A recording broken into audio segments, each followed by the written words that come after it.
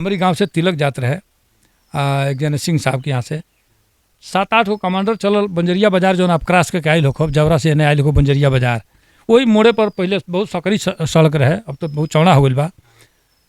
एक कमांडर एने कौन जो जाता तल मार्शल वाले गोलिया के ओकरी आगे खड़ा कर दलस। पहले तू मैं भइल पीछे हटौले खातिर, फिर गाली गलौज भइल, फिर मार पिटाई भइल। आ जब मार पिटाई भइल तो मार्शल वाला आके जो हमारे कमांडर चला ओकरा के घुस्सा मार दलस। अब कमांडर के लोग सारा लोग उतर के पड़ल मारे खातिर भाग के मार्शल में ढुकत भर में लोग पहुँच गए, शीशा पर हाथ ढुका के लगल मारे। गनी वो जब कविता लिखनी 10-12 लाइन की कविता बहुत वायरल सही भइल, कई मिलियन लोग देखल के कि तिलक के भीड़ या बियाहे के रहेला सेतिया में सारे के टूटल फफेला। एने कमांडर ओनर है मार्शल, तिलक बारात दुनू भई रहे पार्सल आ रहे बंजरिया बाजारी के मोड़, हाथ साफ कैले के लाग गइल होड़। मार्शल के ड्राइवर उतर आए धाई से, मरलस इस महमदा के एक फाइट ठाई से। अब टैक्सी के लोग सब चल जाए नीचे, मार्शल के ड्राइवर का लागो लोग खींचे। उ सारे बैठे रहे शीशा गिरा के, भीतरे हुकाई भल पहुँचा घुसा के। लगनी एक आध हाथ हमू जब फेरे तो लगना द्वारका सिंह अगुए से घेरे। अब भीतर बलवंता घुसा दलत हाथ है तो बाही को धोल दाँते। अब मजगर बवाल भल बन गल खीसा, मरलस रासमुआ तो फूट गल शीशा। अब मंगर के दिन रहे पहली फरौरी, सबके उहे कहे मार तनी औरी। जे जाऊ छोड़ावे रहे 7 कमांडर के लोग तनी में नान होला। मंगर के दिन रहे पहली फरौरी, सबके उहे कहे मार तनी औरी। अब बैजू टोला जात रहनी कह तनी डर से, गई रहे तिलक संतोष सिंह की घर से। बहुत बहुत धन्यवाद कवि जी।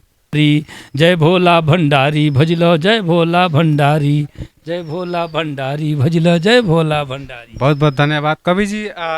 आजकल जो मीट मछली है, जो मुर्गा महंगा हो गया है सब, ये कई मामला है। मामला ये है कि शादी समारोह की कविता में 2 पद केवल आपको सुनाता हूँ, सुनिए कैसे महंगा हुआ है, क्या कारण इसका है। हम शादी समारोह करते हैं तो पहले सात्विक भोजन तो कहीं किसी शायद ही यदा कदा कोई बनवाता है। बाकी एक कविता में सुनिए, मैं सुनाता हूँ कि शादी रहे सगाई चाहे प्रीति भोज बहुभोज बा, शादी रहे सगाई चाहे प्रीति भोज बहुभोज बा, अंडा संडा बकरा बकरी मुर्गा मछली रोज बा। शादी रहे सगाई चाहे प्रीति भोज बहुभोज बा, अंडा संडा बकरा बकरी मुर्गा मछली रोज बा। दही चिवड़ा पूड़ी सब्जी दाल भात तरकारी, कढ़ी बोरी पापड़ भुजिया के खाई शाकाहारी। हैं बिल्कुल बिल्कुल। दही चिवड़ा पूड़ी सब्जी दाल भात तरकारी, कढ़ी बोरी पापड़ भुजिया के खाई शाकाहारी। अज्ञा बीजे एके साथे सबकी घरे दियाता, उठत बैठत डिहुरत भागत सब भिड़िया के खाता। अज्ञा बीजे एके साथे सबकी घरे दियाता, उठत बैठत निहुरत भागत सब भिड़िया के खाता। अब भोजन भिख मंगई भले ही बा, राजा ऐसन पोज बा। भोजन भिख मंगई भले ही बा, राजा ऐसन पोज बा। अंडा संडा बकरा बकरी मुर्गा मछली रोज बा। ये वो कारण बा एक महंगाई भइला के। अब देखी अब हिंदू के कोनो त्यौहार आवेला, जैसे मान ली सावन के महीना चलल तो हमरा भी तो 100 गो में 25 गो दुकान कहीं चालू हुई हैं, बाकी 75 गो बंद है। बिल्कुल बिल्कुल। तो जितने लोग शाकाहारी रहा उतने लोग अब मांसाहारी हो गए बा। ए बेरा लगी तो शायद केहू के परिवार में 1-2 आदमी बच गए होगी, बाकी घर कहीं शायद केहू बचल हो, जाति कोनो होके उसमें। तो ए पर जब ए पर तुल के भिड़ गए आदमी तो एक महंगा होके के बा, मजबूरी बा। हाँ कवि जी, भोजपुरी भाषा को लोग धीरे धीरे मतलब कि भूलते जा रहे हैं। और जहाँ तक कि भोजपुरी भाषा जो है बड़ी मतलब कि कोई भी बात होता है तो बड़ी अच्छा मतलब कि लगता है, भोजपुरी में कोई भी बोलता है तो। भोजपुरी से बढ़िया कोनो कहीं तो भोजपुरी भाषा हालांकि नहीं कहल जा सकला, भोजपुरी अभी भाषा का स्थान मिलल नहीं, भोजपुरी बोली तक ही अभी सीमित बा। लेकिन कोनो भाषा से कम ऐसे नहीं है कि लाखों में जहाँ लोग बा वो भाषा के स्थान मिल गई बा, वो 8वीं अनुसूची में चली गई। लेकिन भोजपुरी हमार जहाँ 27 करोड़ लोग बोले वाला बा, एके आज तक 8वीं अनुसूची में शामिल नहीं भइल। इहो एगो उपेक्षा के शिकार भइला के कारण बा भोजपुरी स्थापित नहीं भइल, भाषा के दर्जा नहीं मिलल, बोली तक ही सीमित रह गई। लेकिन भोजपुरी इतना समृद्ध बा, बढ़िया बढ़िया साहित्य में अच्छा अच्छा गीत में अच्छा अच्छा लेखन होता, गद्य लेखन भी। तो हर तरह से भोजपुरी बोले में भरसक हम सबसे आपके जितना श्रोता दर्शक बाने सबसे निवेदन कर भैया, अपनी परिवार में जे बोले भोजपुरी बोली तो एगो नया संस्कार पैदा हुई। हमने के भोजपुरी से बढ़ के कोनो संस्कार, भोजपुरियन से बढ़ के कहीं कोनो संस्कार नहीं है। जो बिहार के कुछ हिस्सा, उत्तर प्रदेश के कुछ हिस्सा जो भोजपुरी भाषी बा, ये लोग के तनी संस्कार में। अब बाहर के अब चलिए आप जौनपुर साइड से आगे बढ़ी, हाँ तो वो लठमार भोजपुरी हो जाए, उन्हों को भोजपुरी बा लठमार हो जाए। बस्ती गोंडा से आगे जाए भोजपुरी हो लो जानेला बोलेला, सिद्धार्थनगर और जाए लठमार भोजपुरी हो जाले। वो बोले कि आओ तो बाटी का भाई कहाँ जात बाटा, भाई का करत हुआ, अरे यहाँ गईला नहीं, कि बोलिए तो बुआ कि तूर के यहाँ अगर भोजपुरी है को बोल काजी कहाँ जाता नहीं, अरे आई बैठी तनी 5 मिनट, अरे तो रुकी तनी तनी छहा ली, तनी आई पानी पी ली, तनी आई खा ली। तो ये रौरो से जौन शुरू होला ये भोजपुरी हमारा कहे गए तो लोग कहला जहाँ भोज में पूरी मिलेला जहाँ ले तहाँ भोजपुरी हमारा हवे तनी भोजपुरी बहुत अच्छा हवे। भोजपुरी के सबसे बढ़िया तो कि कुछ एक लोग अगर संघर्ष करे करा खातिर तो भोजपुरी जहिया हमार 8वीं अनुसूची में शामिल भइल, हमनी के पाठ्यक्रम में जहिया जुड़ गई भोजपुरी एकदम महत्व बढ़ जाई, इनमें कहीं दुराय नहीं है। जहाँ तक कि मान ली कि हिंदी में कोनो शब्द बा तो ओकर 2 से 4 गोली ओकर पर्यायवाची होला, लेकिन भोजपुरी में ओकर 17, 18, 20 गोली। हम 40 गो 50 गो पर्यायवाची लिख के रखल बनी, 1 2 गो नहीं कोनो चीज़। आप देखिए छोटहन बातें को बताओ तो लोग के अंग्रेजी में कहल जाए व्हाइट, ओकर कहल जाए सफ़ेद हिंदी में, अगर आई ब्लैक कहल जाए अंग्रेजी में, काला कहल जाए हिंदी में। लेकिन अगर धबधब, करिया कुछ कुछ, पियर मेघा, हरियर कंचन, लाल टेस हैं, टेस के कोनो अर्थ बा, लेकिन निरर्थक शब्द भी जुड़ के भोजपुरी में सार्थक हो गई। अच्छा दूसरी चीज़ मटर, आप देते हैं मटर जो मिलता है मटर के छीमी, जहाँ जहाँ ओकर तुरे गई तहाँ से ओकर डाँठ बा तहाँ से सबके अलग अलग नाव ओकर रखा गई।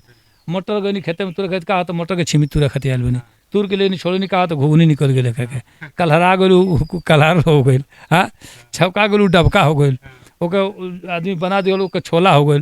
एक गो चीज़िया के 50 गो जौन जौन बन जाए तो ना हो जाए। आप देखिए माटी के बर्तन बटे कितनों कोनो आदमी होकर अंग्रेजी होकर विद्वान बोलाई ओकरा के कहे कि परई, ढकनी, दिया, मेटिया, पतुकी, हड़िया, अधहड़िया, मन जौन जौन बा खाली आदमी नाम रखत जाता पता चल जाए कि हाँ कैसन ओकर आकार कैसन ओकर प्रकार होई।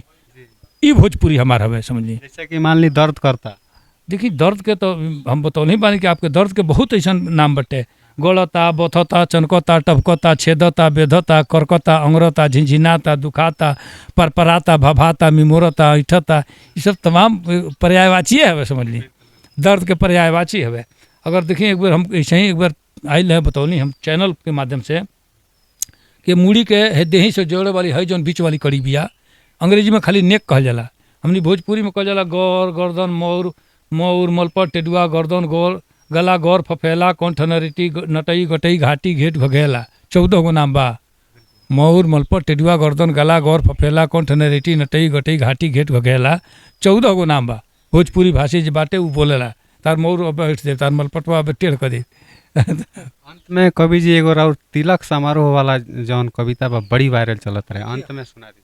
हमारी गांव से तिलक जात रहे एक जन सिंह साहब के यहाँ से 7-8 गो कमांडर चलल बंजरिया बाजार जो आप क्रॉस के आयल हो जवरा से एने आयल हो बंजरिया बाजार, वही मोड़े पर पहले बहुत सकरी सड़क रहे, अब तो बहुत चौड़ा हो गई बा। एक कमांडर एने कौन जो जाते तल मार्शल वाले गोलिया के आगे खड़ा कर दलस, पहले तू मैं भइल पीछे हटौले खातिर, फिर गाली गलौज भइल, फिर मार पिटाई भइल। आ जब मार पिटाई भइल तो मार्शल वाला आके जो हमारे कमांडर चला ओकरा के घुस्सा मार दलस। अब कमांडर के लोग सारा लोग उतर के पड़ल मारे खातिर, भाग के मार्शल में ढुकत भर में लोग पहुँच गए, शीशा पर हाथ ढुका के लगल मारे। गनी वो जब कविता लिखनी 10-12 लाइन की कविता बहुत वायरल सही भइल, कई मिलियन लोग देखल के कि तिलक के भीड़ या बियाहे के रह ला सेतिया में सारे के टूटल फफेला, एने कमांडर ओने रहे मार्शल, तिलक बारात दुनू भई रहे पार्सल, आ रहे बंजरिया बाजारी के मोड़, हाथ साफ कैले के लग गई होड़। मार्शल के ड्राइवर उतर आए ढाई से, मरलस इस महमदा के 1 फाइट ठाई से। अब टैक्सी के लोग सब चल जाए नीचे, मार्शल के ड्राइवर का लागो लोग खींचे, वो सारे बैठे रहे शीशा गिरा के, भीतरे हुकाई भल पहुँचा घुसा के। लगनी एक आध हाथ हमू जब फेरे तो लगना द्वारका सिंह अगुए से घेरे, अब भीतर बलवंता घुसा दलत हाथ है तो बाही को धोल दाँते। अब मजगर बवाल भल बन गल खीसा, मरलस रासमुआ तो फूट गल शीशा। अब मंगर के दिन रहे पहली फरौरी, सबके उहे कहे मार तनी औरी, जे जाऊ छोड़ावे रहे 7 कमांडर के लोग तनी में नान होला। मंगर के दिन रहे पहली फरौरी, सबके उहे कहे मार तनी औरी। अब बैजू टोला जात रहनी कह तनी डर से, गई रहे तिलक संतोष सिंह की घर से। बहुत बहुत धन्यवाद कवि जी। एक और कोनो कविता सुना दी जौन जैसन आपके इच्छा हो, जौन कोने तरह के देश काल मौसम जौन भी आप सुनल चाही बोलिए, ओकरी बात सुना दी। चूँकि हमले इतना थाती बा, हम समझ न पहले कौन कविता कहीं, कौन हमार कमजोर कविता बा, कौन वरिष्ठ कविता बा, नहीं कह सकिले। सब कविता हमारे एक से एक बा। अच्छा सुनिए, वो कविता शायद कोनो यूट्यूब चैनल पर केहू की ना हुई, सुनाए थे आपके। आज के कुछ साल पहले ग्रीटिंग कार्ड की बड़ी प्रथा रहे, जब मोबाइल आ गए तब से तो यही में मैसेज आदमी डाल देता, लेकिन तबो यथा कदा ग्रीटिंग कार्ड अभी चलता प्रचलन में बा। हमने के समय में ग्रीटिंग कार्ड के बड़ी प्रचलन रहे। हमारे एगो भतीजा के जनी झोरा में अपनी चोरवा के 15 ग्रीटिंग कार्ड रखल रहे। हमरा